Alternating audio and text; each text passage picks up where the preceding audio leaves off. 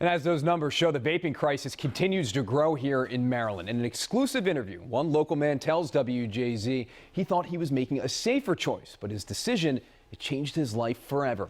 Nicole Baker shares his heartbreaking story and his warning for others. The vaping crisis is sweeping the country, killing at least 40 people and sickening thousands in nearly every state, including Maryland.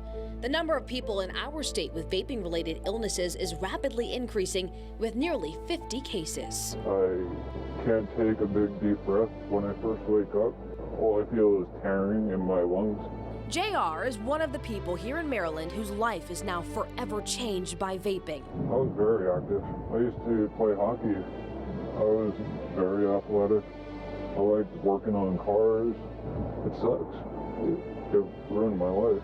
In an exclusive interview, he tells WJZ he almost died after using a bad tank with his vape pen. I really felt like I was going to die.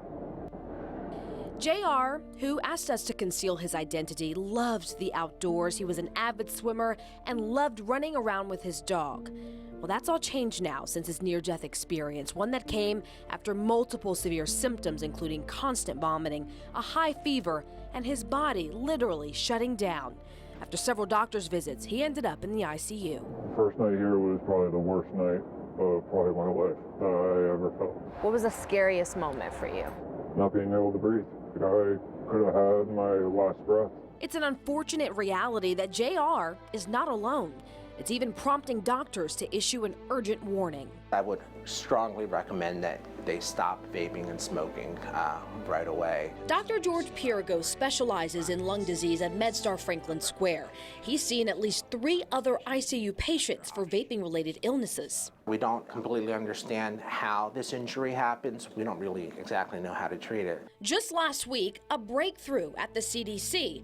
After collecting 29 samples of lung fluid from patients with a vaping-related illness, doctors found a common toxin of concern, vitamin E acetate. It's often used as a thickener in e-fluids, especially on the black market, and with THC. It's really a big unknown. But what is known is how serious these injuries are. Dr. Piragos tells WJZ there's an alarming similarity between the lung damage in his patients and those of 9/11 first responders. 10 years out, they still had problems with their breathing, their respiratory symptom, asthma-like symptoms, and other health effects. So any inhalation in the lung that causes a chemical injury can certainly have a lot of long-term side effects. Those long-term effects may not show up for years, but for JR, the life he knew of independence is already gone. Do you think you'll ever vape again? I will never touch it again. That's not worth your life. It's that simple. As doctors race to learn more about how to help people suffering from lung illnesses, they warn everyone to avoid any vaping product that contains THC.